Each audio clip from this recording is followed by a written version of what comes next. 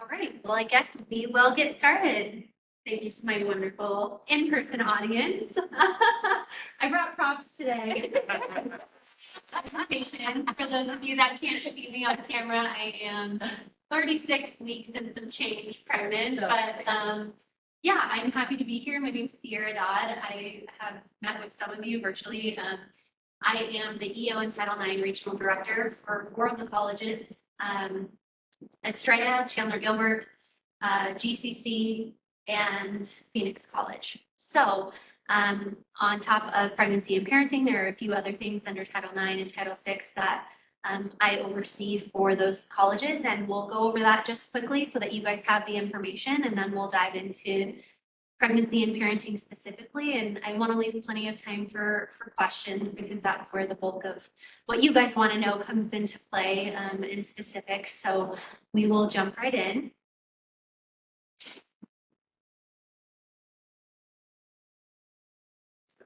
That's okay. So again, this is me, Sierra Dodd. I started with Maricopa in May of last year and have had a wonderful experience so far. These are my 4 colleges that I work with for Title IX, Title VI, and certain ADA. So we'll discuss that coming up soon as well. But prior to coming to Maricopa, I was in-house counsel at a K-12 school. And prior to that, I worked as a litigator in employment and sexual harassment. So have a little bit of background in kind of Title IX-esque areas, but excited to be working in the pregnancy and parenting piece of the educational space. So as many of you are aware, the Title IX Regional Director role is somewhat new to Maricopa and officially started in May of last year. These are kind of the 4 areas that I always like to bring into attention as far as what we cover for our respective colleges and what questions we can answer relating to these items. The first one being Title IX matters. Pregnancy and parenting actually falls under Title IX, but it is kind of handled in a separate matter from obviously our sexual harassment cases that come through the various colleges. We also handle Title VI matters. That is student discrimination complaints, not employee discrimination complaints. Title IX matters are for both employees and students that fall under the Title IX Regional Director, but Title VI is student specific. So all student formal complaints of discrimination go through the respective regional director of that school.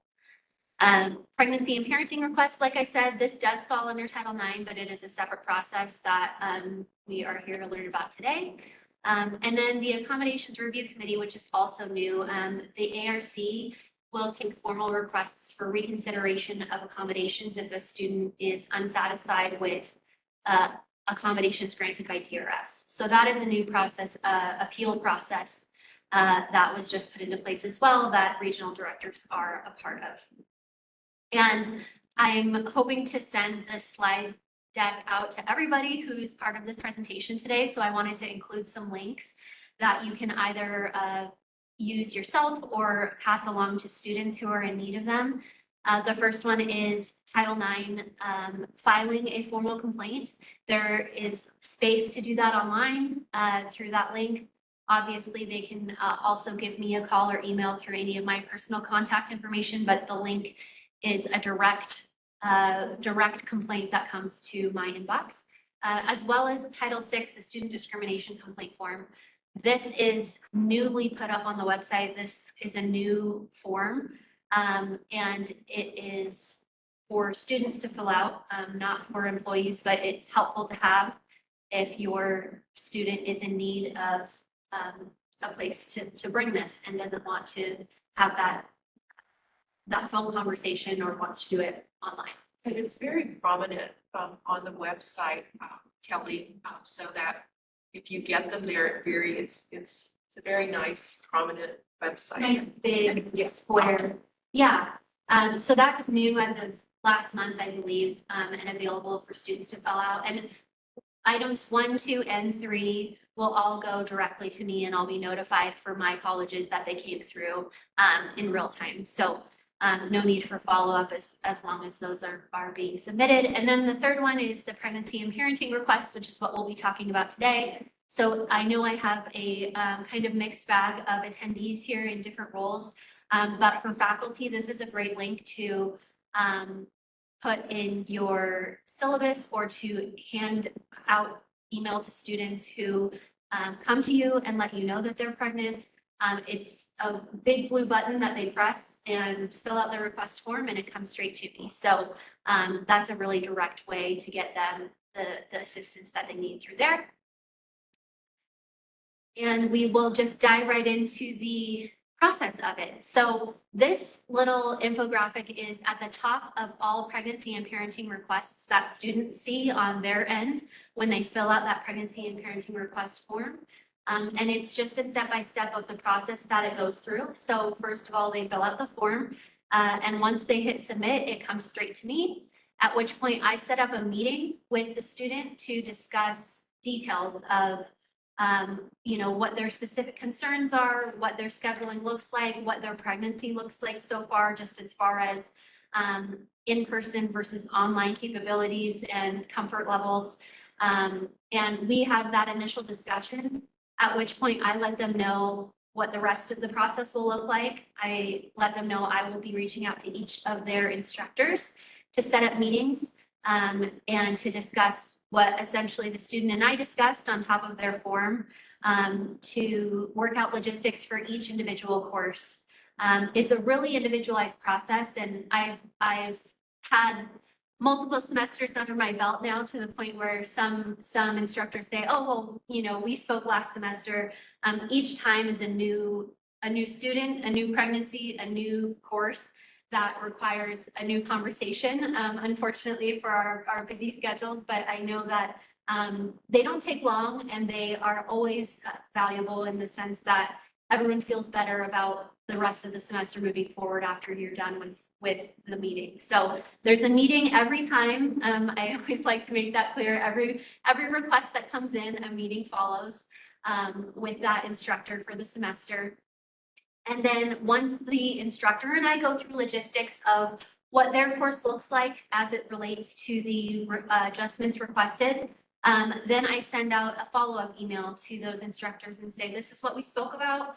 If anything looks different from, your recollection of our conversation, please let me know. Otherwise, a confirmation letter will be sent to you and the student to confirm these adjustments and to put them into play for the rest of the semester. So that confirmation letter is step number 4, and that letter is sent to you and the student for your records. And then logistics wise, the rest of the semester is really between you and the student. I am brought back into the process under 2 scenarios. Number 1, if the student notifies me of a change in their pregnancy, that would require altered adjustments, or that would, alter what we discussed in the original letter. Then I get re-involved. Or if faculty lets me know that, the student is requesting or abiding by things that are outside of the scope of what we spoke about, outside of the scope of the initial letter and the initial plan, I get re-involved at that point too. So if I hear from either side that any of those things are happening, then we get re-involved in the process and go from there. And Kelly, I know that you've helped in scenarios like that at points where we get division chairs involved, depending on what the scenario looks like, depending on what the new plan moving forward is, we get people re-involved that need to be there to help problem solve at that point. So those are the 5 steps. Usually it ends at step 4, absent, exigent circumstances, but that confirmation letter is kind of the end of our working relationship, but if everything goes smoothly, and that confirmation letter follows through typically to the end of the semester. I will talk about timing and expiration of adjustments throughout the process as well. So I know that for a lot of faculty, this is news because these previously went to DRS. So I always like to address that piece of it in the presentation. DRS does still get involved from time to time with these pregnancy-related disabilities. In the pregnancy and parenting request form, there is a section that the student fills out that lets us know, number one, if they are already working with DRS for accommodations outside of the pregnancy or having to do with the pregnancy, and if they have been diagnosed by their doctor with a pregnancy-related disability such as gestational hypertension, gestational diabetes. The list goes on and on, but there's a specific portion of the form that they fill out that lets us know if DRS is already involved or needs to be involved moving forward. And that could change throughout the semester if a diagnosis comes through or if circumstances change. So DRS gets involved after I involve them. However, they should never be the first stop for a pregnancy and parenting request. So if your student has a pregnancy that they come to you with and say, you know, I'm going to need accommodations, the first stop should always be the regional director or that pregnancy and parenting request form. And from there, we can help reroute if need be to DRS. And we work directly with DRS to, you know, take on what's Title IX versus what's DRS specific accommodations. So that process takes place beyond your guys' need to kind of differentiate between what belongs where. So I just encourage everybody to skip the DRS and come straight to pregnancy and parenting if it is a pregnancy and parenting request, and we will work out logistics of DRS involvement from there. So I always like to highlight this piece of information because a lot of instructors are not aware of pregnancy and parenting. Pregnancy is from day one of finding out the student is pregnant if they choose to disclose that to you. Whenever they choose to disclose that to you, up until the end of their pregnancy is the pregnancy piece of pregnancy and parenting. Instructors have come to me and said, you know, they're in their first trimester.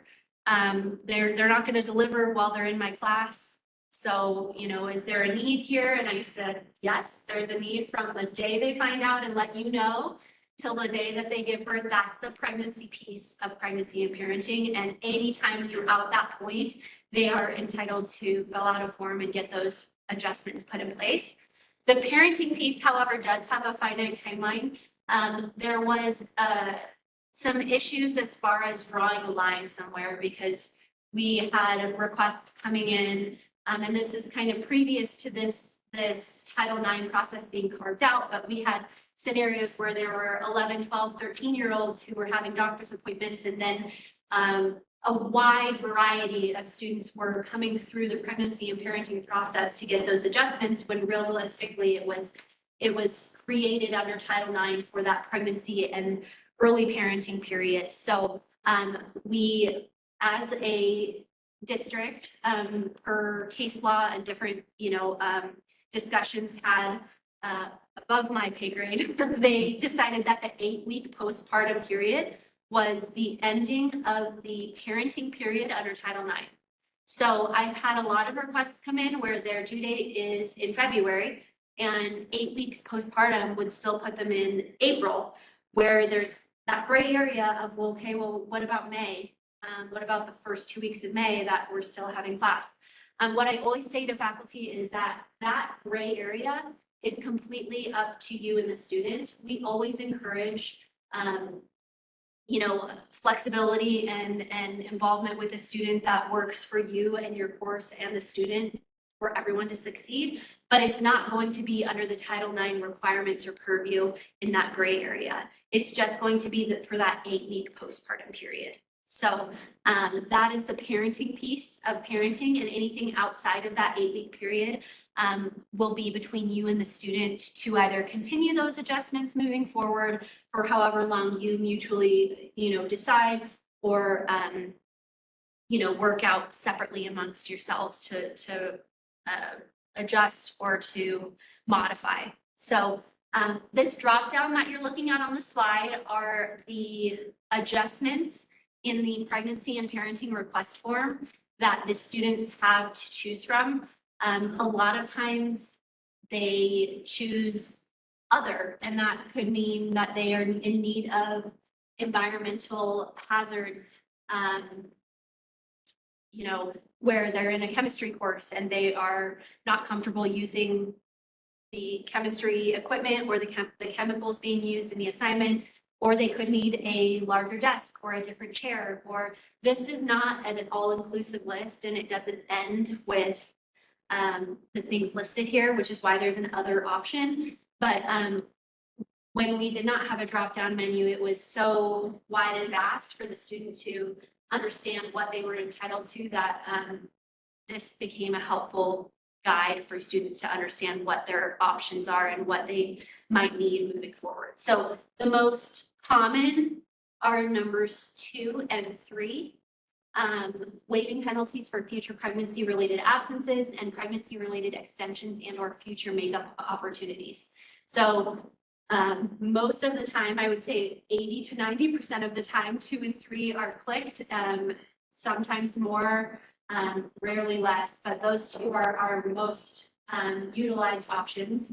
And a common question that I get from faculty is, okay, well, do I have to just excuse every absence and every extension and every missed assignment from now until the end of the class? And the answer is no. We'll talk about that at the next slide, but these are the kind of baseline adjustments that are offered through the form. So this is some of the information on our pregnancy and parenting website on the district site. We have to allow students to return to the same academic and extracurricular status as before their medical leave or before their pregnancy began. So the caveat is this, and it's in black in the center. It's taken directly from the website. Pregnant and parenting students are held to the level of academic standards and must meet the learning objectives that have been set for the course. Students must work with their Title IX coordinators in order to determine what accommodations are reasonable so as to allow the student to complete all work while also achieving course outcomes. And that second part of that last sentence is really key because I've had situations where students request waived absences and then they miss 3 weeks straight of an in-person course. And at that point, the student's not benefiting from the course in the way that it was constructed. There's a change in the fundamental, learning objectives of the course for that student, and they're no longer benefiting from the course due to these adjustments. So at that point, an adjustment would need to be changed or a course would need to be changed. A discussion would need to be had.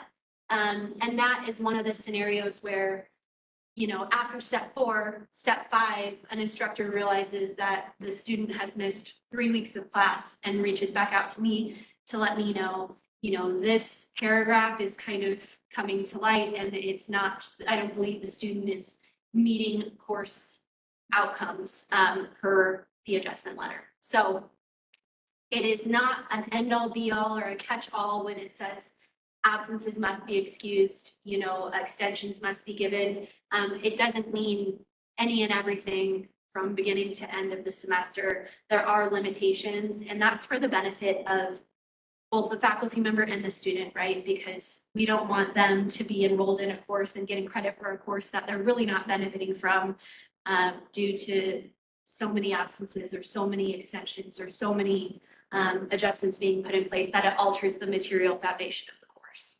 So, yes. Is that statement listed in the confirmation letter?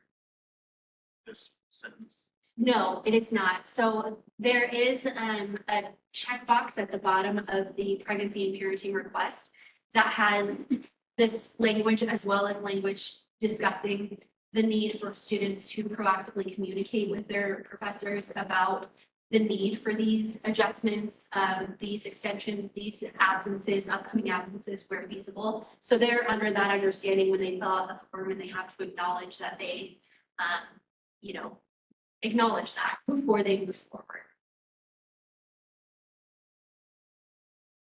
So that was a quick run through, and I want to open it up to questions because I know that there are oftentimes a lot as far as specific scenarios, obviously leaving names out of it, but does anyone have any questions about logistics of how the process works or what it looks like, from a process standpoint, or any questions I can answer based on that information? Yes. Here, I do have, is there somebody online with a question? I think. Laura raised her hand. Yes. Go ahead, Laura. Hi, Sierra. I have a question. Does this differ? Because I know that the parenting part also can be extended to the father or the spouse or the significant other of the person. Does that process change at all when it comes to the significant other of the person who's pregnant? That's a really good question, Laura. Thank you for reminding me. The parenting piece is open to the partner as well. And the partner gets the same process happens when the partner engages. It is for that 8-week postpartum period. It is not for the pregnancy period. We don't get many, but we have gotten some, and the process is the same. It does have the same expiration. But yes, they would fill out the form the same way that the expecting parent would fill out the form, and the same process happens essentially for that 8-week postpartum period. But for the pregnancy period, that is not an option for the non-pregnant person. Okay, so if the pregnant person is having issues in the pregnancy, doctor's visits, emergency procedures, the spouse or the significant other is not covered under that, just postpartum? That's a good question, and it's never come up, but it's one of those scenarios where I always tell people this Title IX pregnancy and parenting process is not a hard and fast set of rules that the OCR gives us and says, follow these and you'll be in good shape, right? It's one of those scenarios where if we follow the overall statute and the gist of the statute, but we go wrong in a certain area, it's up to the OCR to decide whether or not we are in the fault lines of that general guideline or not. So it's our policy to be flexible. It's our policy to take things case by case and to, open the process up if it makes sense generally within the wordage of the statute, which, like I said, is not delineated case by case. So I think under that scenario, if the question came up and the spouse is looking or the partner is looking for adjustments based on those circumstances, I would send them to the form and we would kind of make a determination based on the circumstances. Thank you, Sarah. I appreciate it. That was my question. What Okay. parenting cover? Yes. Other than the person that is about to give birth? Yes. And with that, there are a lot of scenarios covered where the pregnancy doesn't go full term, or certain circumstances arise where there isn't necessarily a delivery date that happens. Those are things that rarely, if ever, come up, but they are covered. And so my advice to anybody listening would be, if a student comes to you with that information, always send them through to the process, because there are caveats. And like I said, it is our policy to be overly inclusive rather than utterly inclusive, just because the statute doesn't delineate case by case what we are required to do. But if there's something we can do, we always want to err on that side of helping the student where there's a need. So good question, and keeping that in mind as a whole, even if the pregnancy doesn't come to term. Any other questions? Meetings with the faculty, can they occur on the phone? Can they occur remotely? Yeah. So typically, per preference of You know, everyone has busy schedules, and I know that especially for faculty who maybe has another job or, you know, is gone during the summers as adjunct or whatever the case may be. I am very flexible as far as the modality of the meeting. I love to meet faculty in person, and when I do campus visits, I do try to schedule those because I think it adds value to have that face-to-face and to know who you're talking to in person. However, that rarely ends up working out in every scenario. And so phone is great. I usually, the default is a Google Meets meeting so that we can meet semi face-to-face, virtually face-to-face, so that you know who I am and I know who you are. And then from there, like I said, because a meeting is required every time a student fills out a request, a lot of times the follow-up meetings, I will opt to give the faculty member a quick call because we've already last semester had the formal meeting, and the follow-up can be a little bit less. So it's flexible depending on your availability and your schedule. The important part to me is that we speak in person as opposed to back and forth via email, and that we have that interaction in some way so that I can send up with that follow-up confirmation thereafter to confirm in writing what we spoke about over the phone, in person, or virtually. Good question. Anything else? Well, I know I have you for a while longer, but let's see if there's any no questions online for my virtual folks. Not at the moment. No one put it in the chat. I did let people know that they could raise their hand or ask directly, or I could ask on their behalf, but I think Dean Dolgar was the only one who had a question at the moment. Well, if you have any follow-up questions, I'm always available via email or phone. I always invite those questions because handling them on the front end is so much easier than handling them on the back end. Another thing I will add is I've gotten questions from faculty where they say, you know, I have a student who let me know that they're pregnant, but they don't want any accommodations. They are good. They're feeling great. You know, so we're not, she doesn't need anything moving forward. I always recommend having the student fill out the request form. It takes maybe 5 minutes. And the thing about Title IX is that it is not a retroactive process. So if the student misses a test and then says, well, I was pregnant and I had a doctor's appointment, we do not cover adjustments that are retroactive. So that under those circumstances, I would call the student and have them fill out the form and discuss the form with them, but let them know that anything that's happened prior to those letters going out to your professors is not covered under Title IX.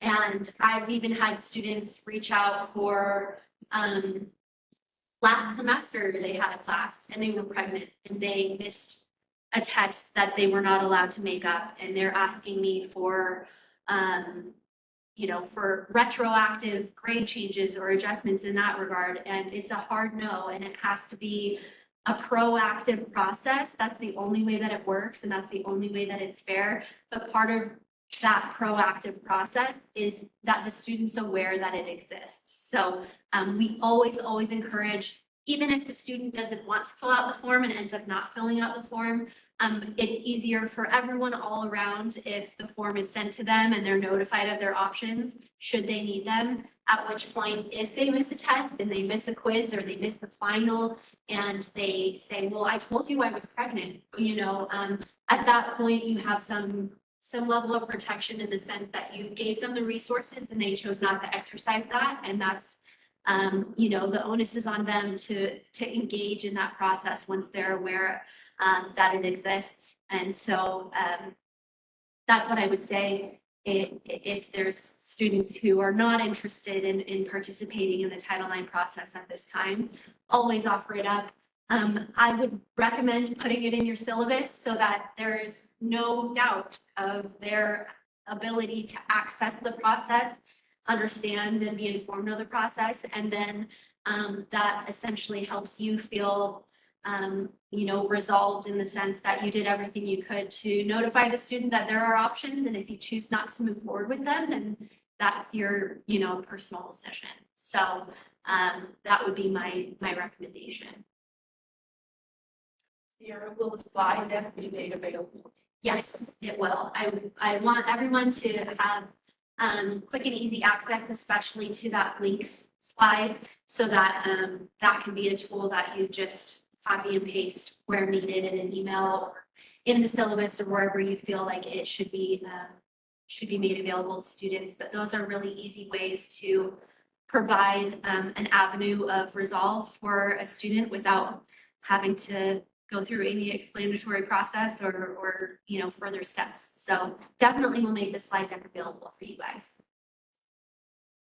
Anything else? Okay, great. Well, like I said, if you think of follow-up questions, please reach out. I love questions. That means that people are actively engaging or trying to, and that's the whole point. So I really appreciate that. And thank you guys for being here and taking in the information today.